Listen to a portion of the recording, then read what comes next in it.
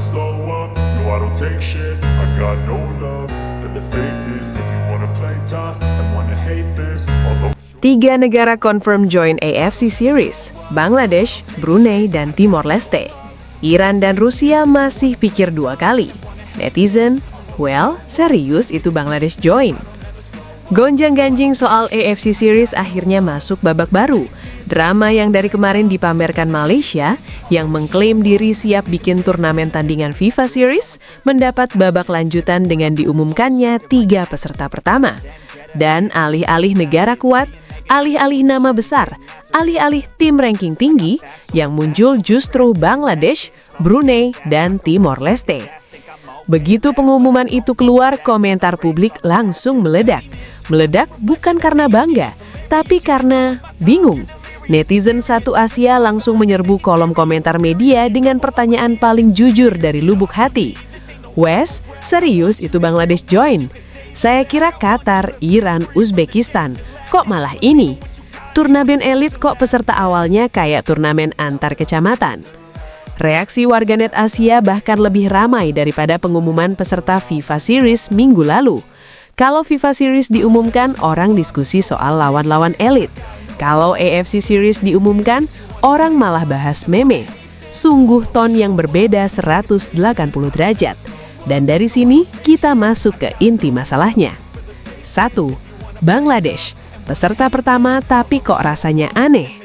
Bangladesh jadi negara pertama yang menyatakan siap ikut AFC Series. Federasi mereka bilang ini kesempatan buat mengembangkan sepak bola nasional, menambah jam terbang dan memperbaiki ranking. Secara teori terdengar positif, tapi komentar publik justru bukan soal taktik maupun teknis. Malah larinya ke humor sosial yang sudah bertahun-tahun melekat di timeline netizen Asia Tenggara. Begitu nama Bangladesh muncul, kolom komentar langsung dihiasi.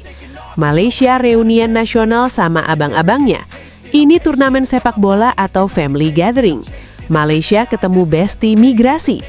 Humornya bukan menghina, hanya sindiran netizen yang sudah terlalu sering melihat hubungan sosial Indonesia, Malaysia, Bangladesh dibahas di TikTok dan Facebook. Tetap saja efeknya fatal bagi citra turnamen. Turnamen yang digadang-gadang prestis, tapi peserta pertama yang muncul adalah tim ranking 180-an yang jarang menang, jarang ikut turnamen besar, dan jarang sekali jadi headline sepak bola Asia. Netizen makin nyindir. Malaysia mau naik ranking lewat siapa? Bangladesh? Brunei? Timor? Ini turnamen prestis apa kelas pemula? Wibawa AFC Series langsung jeblok sebelum formatnya dirilis. 2. Brunei, senyum kecil satu Asia. Setelah Bangladesh, muncullah Brunei sebagai negara kedua yang mengkonfirmasi, dan reaksi publik tidak lebih menenangkan. Brunei dikenal dengan ranking yang sering terdampar di 190-an, tim yang hampir selalu tumbang dengan skor besar, dan performa yang masih jauh dari kompetitif. Masuknya Brunei membuat netizen makin garuk kepala. Komentar-komentar langsung muncul. AFC Series jadi seri enteng. Kalau grupnya Bangladesh, Brunei, Timor, ini bukan AFC Series, ini Sunday League Asia. Malaysia bikin turnamen tapi lawannya yang paling bawah semua. Padahal dari sisi Brunei ini langkah bagus. Mereka memang butuh kompetisi, butuh jam terbang, butuh ruang berkembang. Tapi dari kacamata publik, masuknya Brunei membuat sinyal semakin jelas. Turnamen ini belum menarik bagi negara menengah apalagi kuat. Dan itu masalah besar. 3. Timor Leste, tenang, masuk tanpa drama tapi tetap jadi bahan pembanding.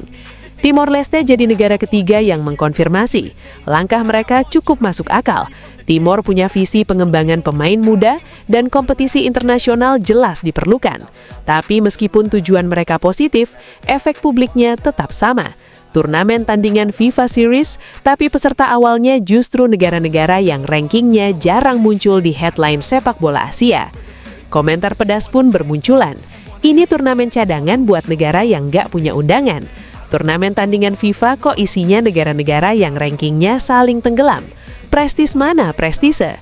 Boleh diakui wibawa turnamen langsung turun drastis begitu 3 nama peserta awal diumumkan. 4. Iran dan Rusia, negara besar yang masih mikir 2 kali. Yang bikin publik satu Asia tanda heran adalah fakta bahwa negara-negara yang seharusnya jadi magnet turnamen justru masih ragu-ragu. Mari kita bahas satu persatu. Iran, ranking tinggi, prestise tinggi, risiko tinggi. Iran adalah raksasa Asia, ranking 20-an dunia, pemainnya main di Eropa. Mereka punya reputasi kuat dan nama besar. Jadi ketika Malaysia sebelumnya mengklaim bahwa Iran tertarik ikut AFC Series, banyak media sudah curiga. Dan dugaan mereka benar. Iran tidak langsung menolak, tapi jelas masih mempertimbangkan banyak hal. Ranking mereka bisa anjlok jika gagal menang besar. Menang pun tidak memberi poin banyak. Format turnamennya belum jelas. Turnamen ini belum tentu diakui FIFA. Peserta awalnya negara-negara ranking 180 sampai 200.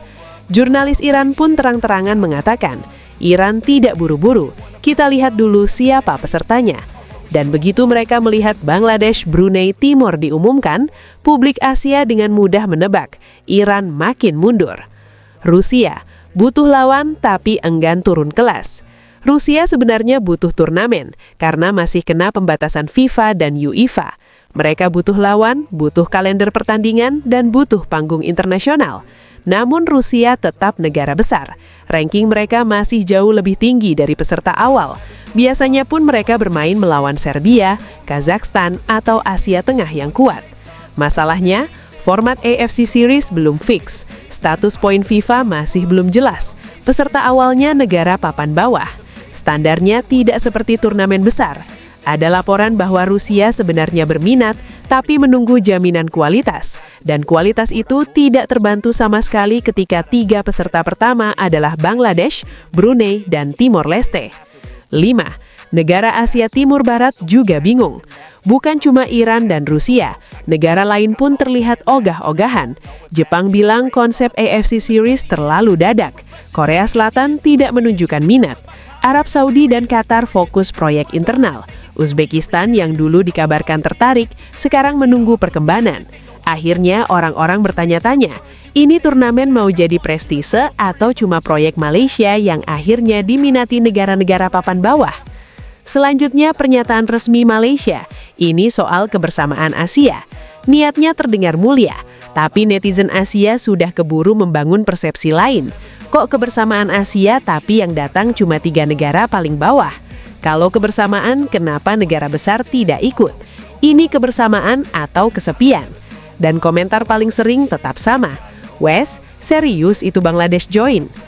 Masalahnya bukan Bangladesh, tapi simbol yang ia bawa. Bangladesh bukan masalah, Brunei juga bukan, Timor juga tidak. Inti masalahnya adalah jika turnamen disebut tandingan FIFA Series, ekspektasi publik pasti tinggi. Tapi ketika 3 negara pertama adalah negara dengan ranking yang paling rendah di Asia, publik langsung menyimpulkan satu hal. Turnamen ini belum menarik bagi negara besar. Masuknya Bangladesh jadi simbol bukan soal kualitas. Simbol bahwa turnamen ini masih cari bentuk, cari peserta, cari wibawa, cari daya tarik. Belum jadi tandingan FIFA Series, belum dekat bahkan. Bahkan banyak netizen bilang, ini turnamen apa eksperimen? Drama lebih ramai daripada turnamennya sendiri. Turnamen belum mulai, format belum selesai, peserta belum lengkap. Tapi drama, ledekan, dan debat netizen sudah jauh lebih ramai daripada informasi resminya yang tersedia. Tidak heran publik satu Asia geleng-geleng kepala melihat perkembangan terbaru ini. Di satu sisi mereka penasaran siapa peserta berikutnya. Di sisi lain mereka sudah siap untuk melontarkan meme baru kalau yang diumumkan lagi-lagi negara ranking 170 ke bawah. Malaysia masih berharap negara besar akan ikut. Tapi sampai sekarang yang confirm duluan justru negara-negara yang rankingnya paling bawah di Asia. Dan itu membuat satu Asia serempak bertanya, ini turnamen apa eksperimen dadakan?